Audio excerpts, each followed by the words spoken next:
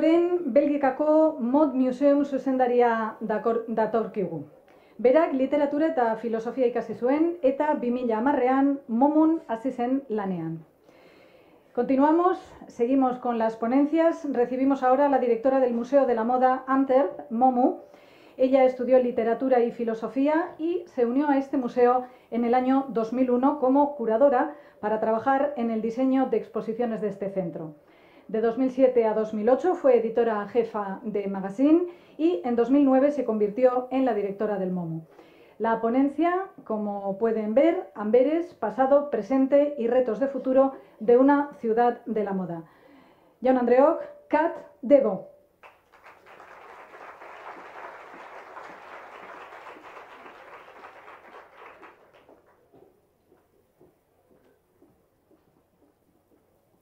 Thank you. Good morning. I first of all would like to thank the organization at Bilbao Art and Fashion for hosting this wonderful conference and for inviting me here. It's a pleasure and privilege to be here in this wonderful city. So I'm very happy to be present here. I don't know how I start. Like this. Yeah. I was asked to talk to you about Antwerp as a fashion city, its past, its current situation, and its future challenges as a creative hub and fashion city. And I guess that Antwerp and Bilbao have similar challenges ahead of them. It are two cities that have embraced the creative industries, including fashion, in the past decade. And although the history of both cities as fashion cities is quite different, the challenge for both Antwerp and Bilbao will be to forge a lasting and relevant identity as a fashion city within a global fashion world. And I think that Valerie Steele's talk was very interesting. She pointed out how different fashion capitals position themselves. So I'm working as a curator for the Antwerp Fashion Museum since 2001 and since 2009 as its general director. The museum itself opened its doors in September 2002 in a 19th century building renovated by a Belgian architect, Marie-José van Hee.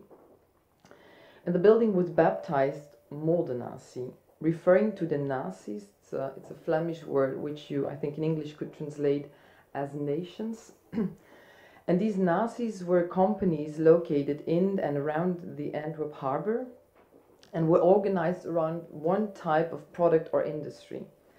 There was, for example, the Katoen Nazi, specialized in cotton, the Wool Nazi, specialized in wool, or the Tabak Nazi, focusing on the tobacco trade. And in the Antwerp harbor area, you still find a lot of former storehouses that bear these names on their facades. So similarly, Modenatie symbolically refers to the different actors of the fashion industry. And these different actors are reflected in the three partners that are housed in the building.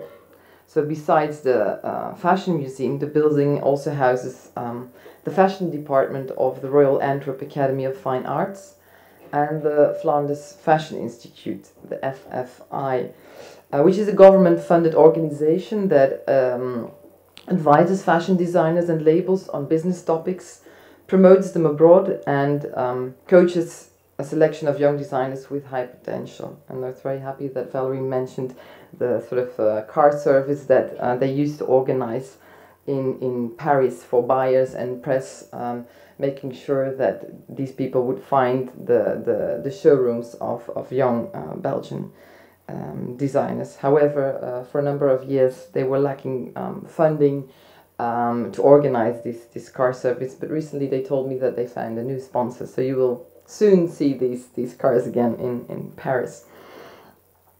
So these three institutions reflect different aspects of fashion. Fashion as an applied art, a topic of research, a creative industry, or a business.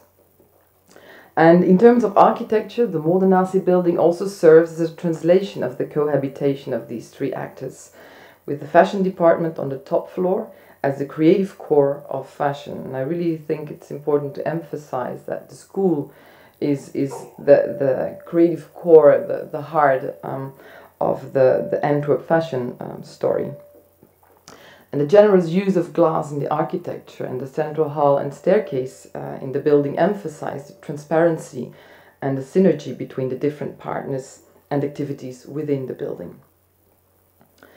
The inauguration of the Modenatie building in 2002 was a response of local Antwerp governments, both the city and province of Antwerp, as well as the Flemish government, to an increasing international interest in Antwerp fashion. And this increase in interest, coinciding with the international success of several Antwerp and Belgian fashion designers, had been quite a recent evolution. Antwerp's fashion identity has a history that goes back to the end of the 1970s and the early 1980s. Before that time, Belgium and Antwerp enjoyed no significance whatsoever in the field of fashion. For the first half of the 20th century, Belgian fashion had mirrored what was happening on the Paris fashion stage. Until the 1950s, creativity in the Belgian fashion houses mainly restricted itself to interpretation, which often equaled copying the creations of the Paris fashion houses. And there was even a legal system that organized this commercial reproduction. Designs or patterns could be purchased with or without the original fabric, with or without the original label. And where desired, the purchased design could be sold under the new name. And Valerie also talked about this industry, and I think she called it license copying. So we also were very good in license copying in Belgium. In the 1970s and early 1980s, the lack of a Belgian fashion identity was moreover reflected in the names of many Belgian brands and labels. Established Belgian brands preferred English, French, or even Italian names. We had brands called Olivier Strelli, Bartsons, or Cortina. Names that were more likely to obscure than emphasize their Belgian roots. And these brands were convinced that their Belgian names would prove to be uncommercial. It's only in the 1980s that Antwerp gained international interest with the generation of young designers presenting their collections in London and later on in Paris.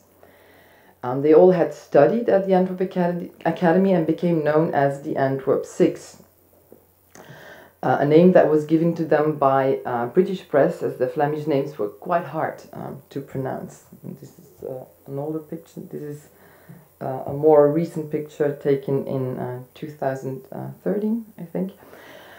But actually they were 7. You had Anne de Meulemeester, Walter van Beirendonck, Dirk van Saane, Marie Naillet, Dirk Bickenbergs, Dries van Noten, and Martin Margiela. We consider Martin Margiela as the 7th designer, because Martin Margiela didn't join his friends to the British Designers Show in London in 1986, where the other 6 gained their first international success. Margiela instead moved to Paris in 1984 to become the assistant of Jean-Paul Gaultier. And after a few years, he started his own fashion house, the Maison Martin Margiela. The 6 others subsequently established their own successful fashion houses. And although each of them developed their own signature style, while going their own way creatively and commercially, the name or the label 6 of Antwerp has remained a hallmark up until now. And the 6 of them are not really happy with it. They feel that they're a little bit haunted by that name. There are different reasons or explanations as to why this generation succeeded in building an international fashion career at this moment. There was government support in the early 80s. There was a vibrant arts and music scene in Antwerp in the 1970s and 80s. And there was an interest in Paris for young designers with a different voice. So first of all, beginning in the 1980s, there was government support for young designers. At the time the Antwerp Six and Margiela graduated in 1980 and 1981, the Belgian government launched the Textiles Plan, a 5-year plan intended to give impulses to the textiles industry that was in decline since the mid-1970s. Most of the budget went into new machines and technology, But the Textiles Plan also included an international communication campaign called Fashion It's Belgian, including a magazine, a television show, an international travel program for young talent, and a talent hunt. And it's very, very clever that they also provided in a program for young talent. And this talent hunt, which was called the Golden Spindle Contest, would make a connection between promising talents and the Belgian textiles industry. So young designers could make use of textiles from Belgian manufacturers who also took care of the production of their collections. So now these students suddenly had professionally manufactured collections which they could present abroad. And this is a second magazine called BAM, Belgische Avant-Garde Mode, which is Belgian avant-garde fashion design, where the Six of Antwerp also did the styling for. So secondly, end of the 70s, Antwerp knew a vibrant arts and music scene, influencing and inspiring young designers studying at the Antwerp Academy. And at the end of the 70s, early 80s, a new generation of designers came up with something new, a new take on fashion based on individual expression. Fashion was experienced as a concept, a statement, a personal expression. In Italy, there were designers such as Armani and Versace, and labels such as Fiorucci. In Paris, you had Thierry Mugler, Claude Montana, Jean-Paul Gaultier, Sonia Rykiel, or France-André Vie. And these designers greatly influenced the Antwerp Six.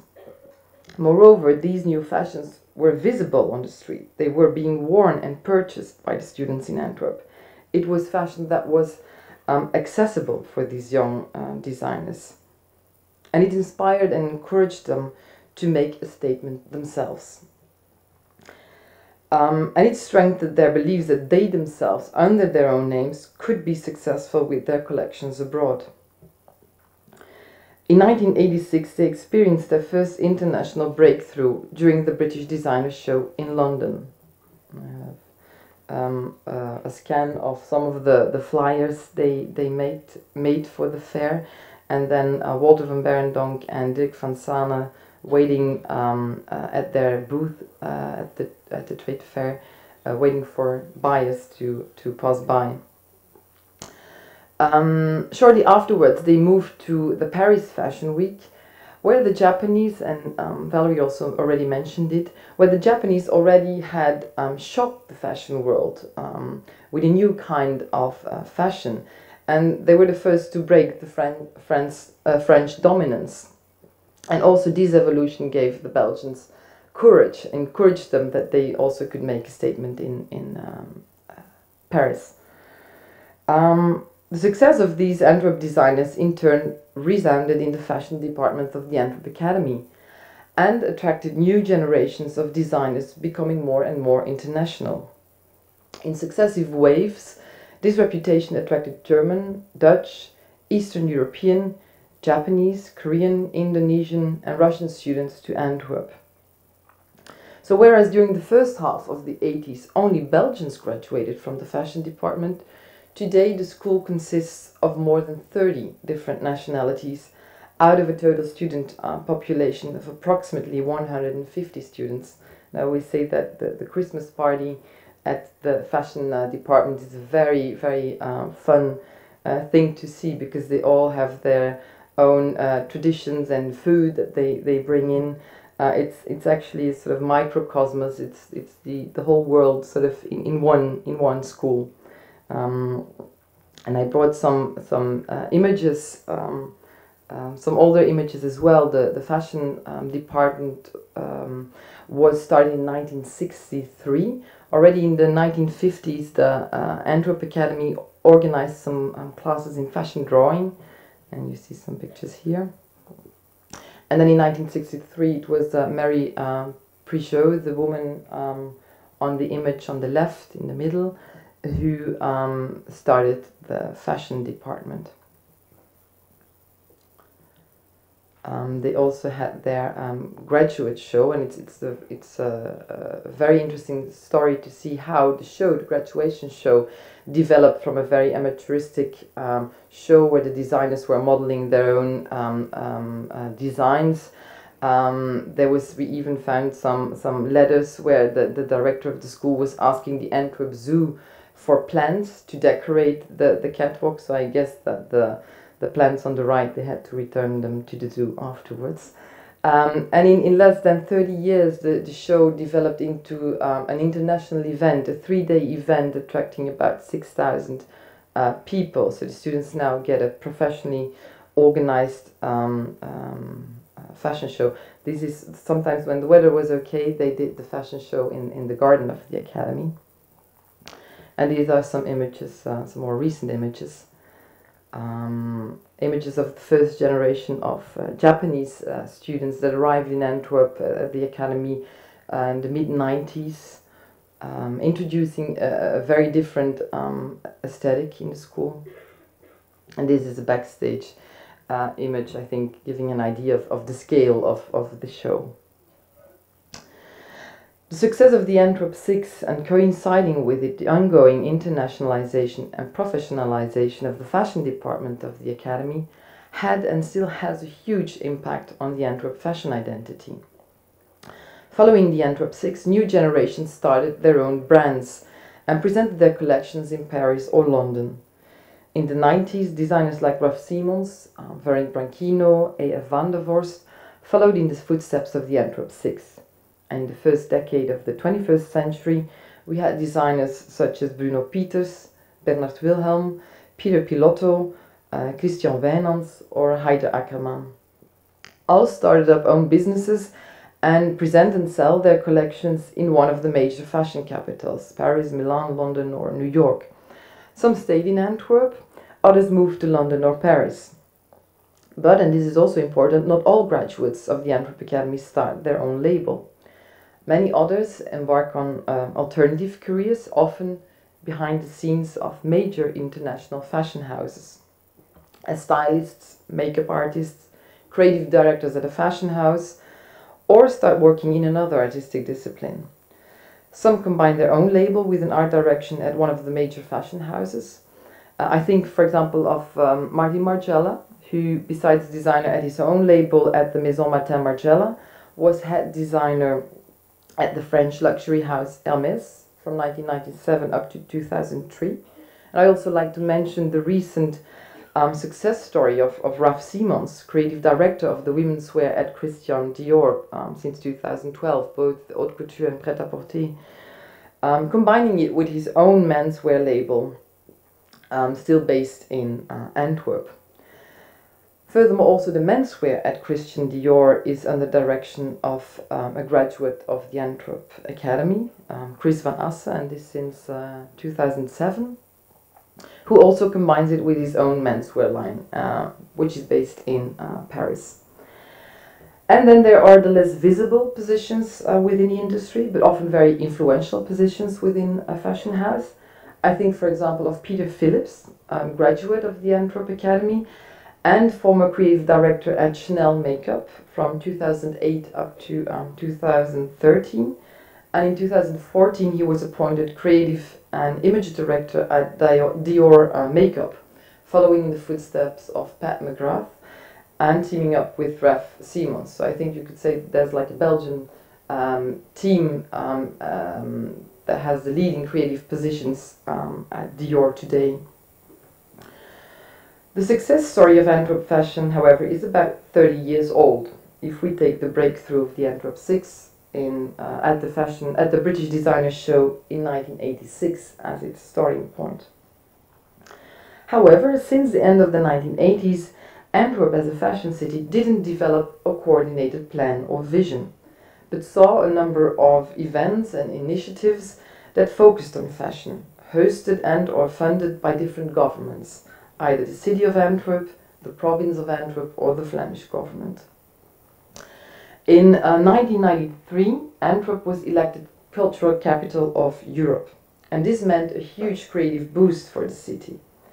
And what's important is that fashion was an important part of the program, with, among others, a fashion exhibition in an old warehouse, curated by Linda Loppa and her team at the Antwerp Academy.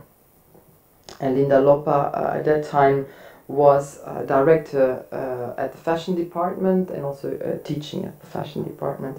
So here you see some quality is not great, but you see some images of that warehouse and exhibition.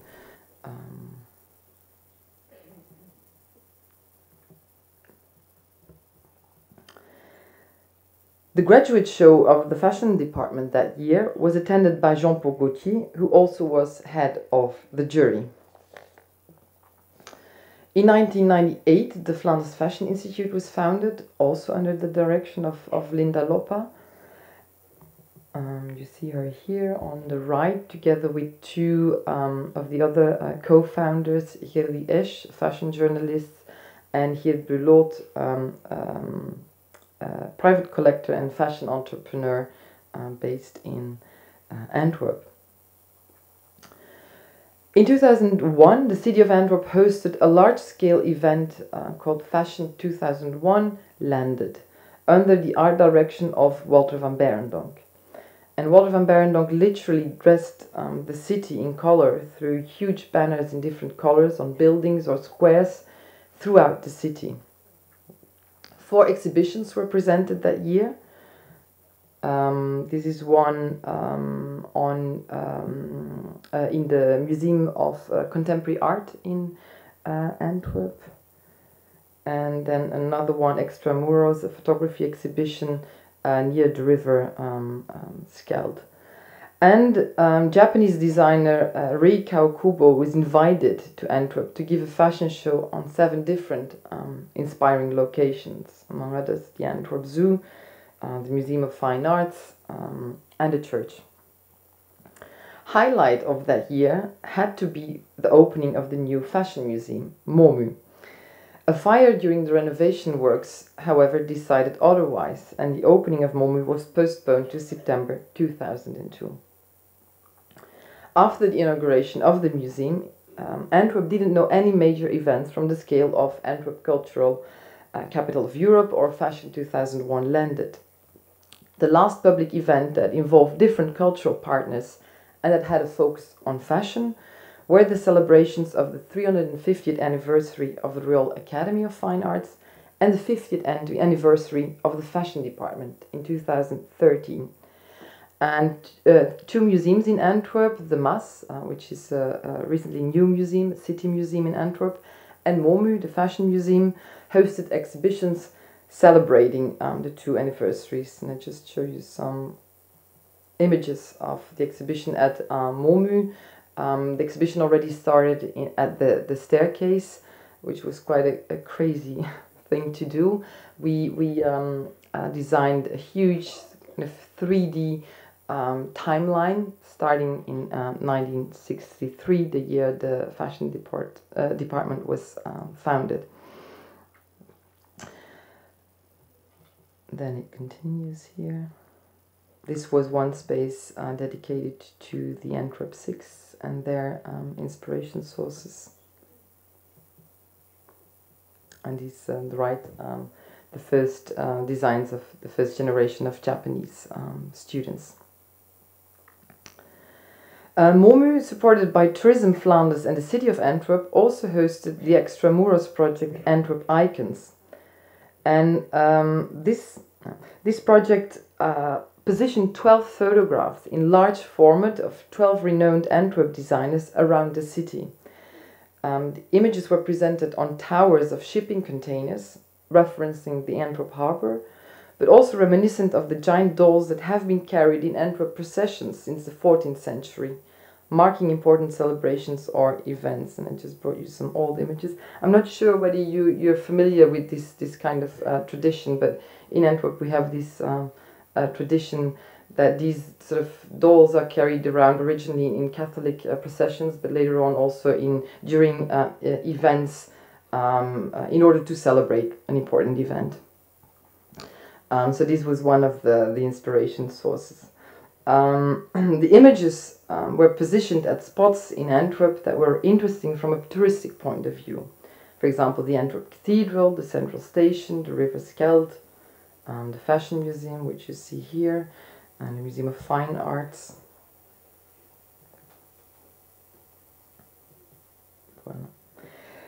The Antwerp Tourist Office, in collaboration with the team at MOMU, worked out a guided tour that both highlighted these locations as touristic spots and provided more information on the designers presented on the images. So here you see an image of Bernard Wilhelm.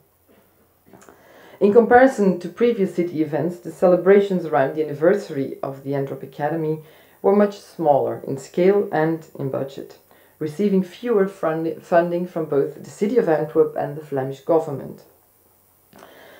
In the past years, the City of Antwerp is less interested in funding large-scale events.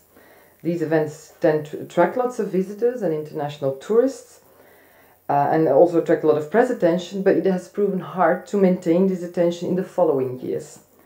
I think it's a tendency, maybe Jen will be able to confirm this or not, but I think it's a tendency that you also notice in other cities that they are less willing to invest large budgets in events that not always result in the long-lasting effects on local economies and tourism that governments are striving for.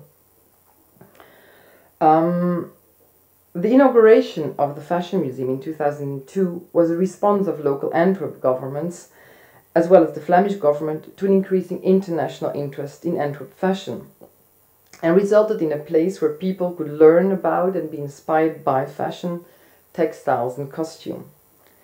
And each year the museum brings 2 themed exhibitions, and I just brought you some pictures of our most recent exhibition on probably one of our most successful fashion designers today, Dries van Noten.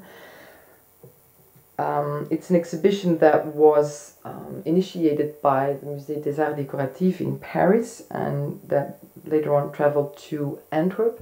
I think it's very nice that Dries van Noten deliberately opted for these 2 cities, because Paris and Antwerp are very important within his own history. Paris, because already for more than 25 years he's presenting his collections there. He has a showroom, a press agent based in Paris. So economically, commercially, he has invested a lot in this city.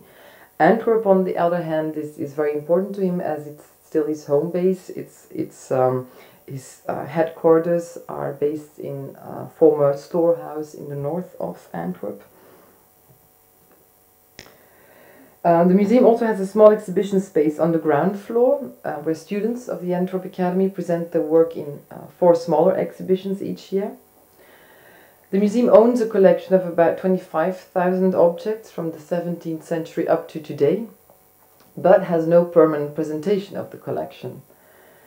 Because each themed exhibition gets a custom-made exhibition design, our installation periods are quite long, from 4 up to sometimes 6 weeks for complex exhibitions. And this means that the museum is closed 2 to 3 months each year, and from a touristic point of view, this is quite problematic. So I would love to organize this permanent presentation of our collection, and before the summer I hopefully will know whether we get all the funding. But normally we should be able to install a permanent presentation of the collection on the ground floor in 2018, and we would love to focus on contemporary Belgian fashion. But it has proven very hard to find the funding for this extension of the museum and to convince governments of the importance of having a place that can be visited throughout the year. Moreover, it's very hard to convince governments of a coordinated plan for Antwerp fashion.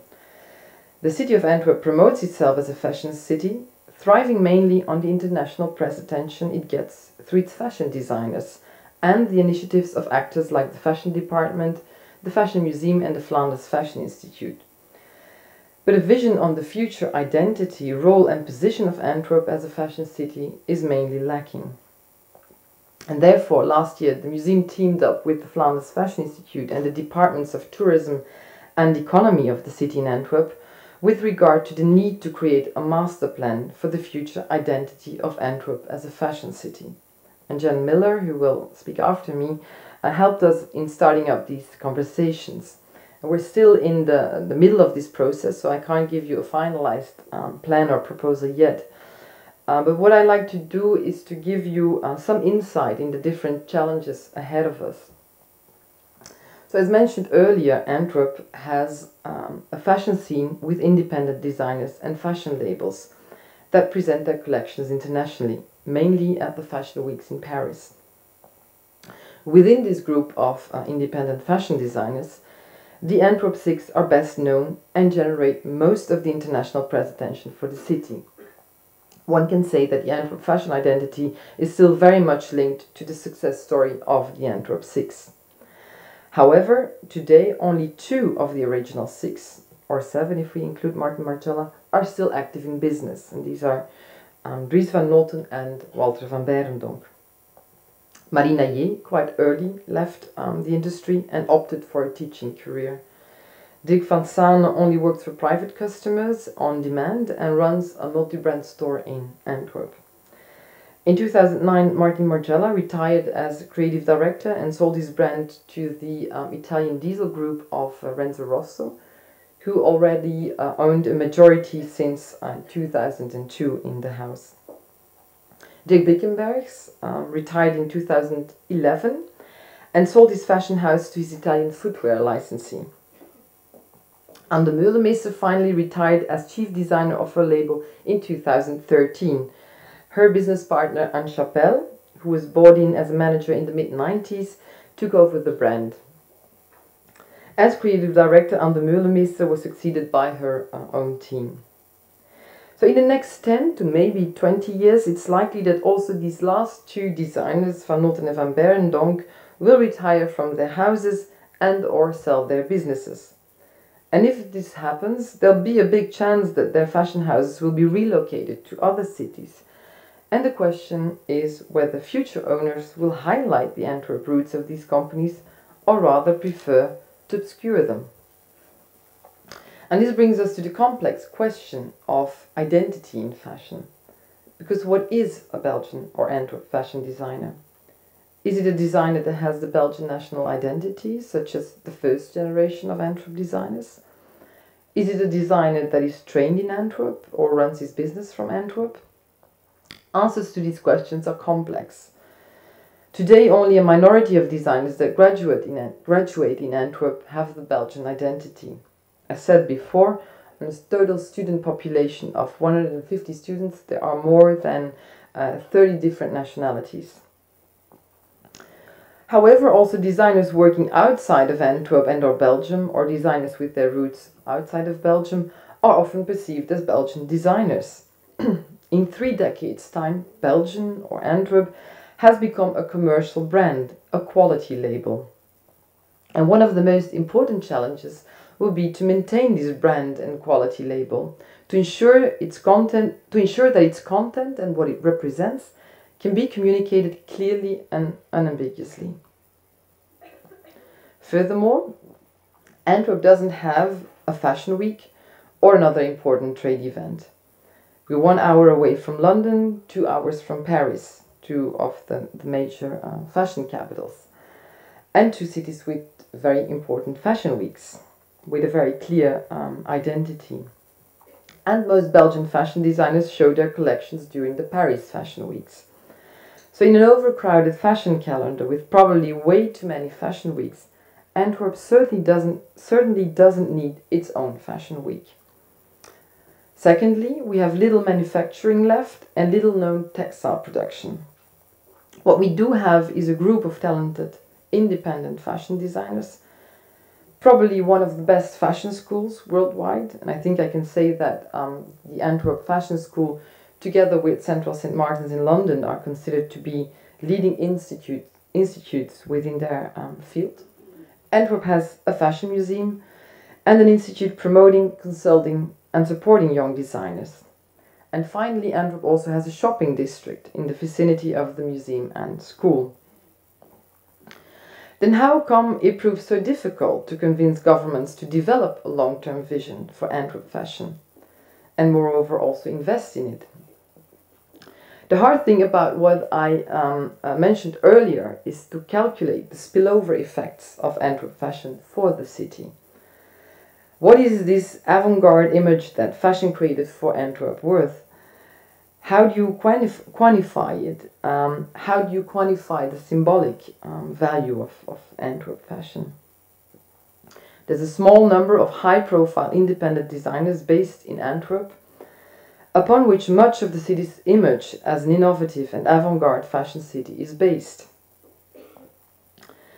These high-profile independent fashion designers account for 10% of the fashion businesses in Antwerp, so it's a very small group. Moreover, the total of Antwerp fashion businesses account for a small percentage of the Antwerp creative industries.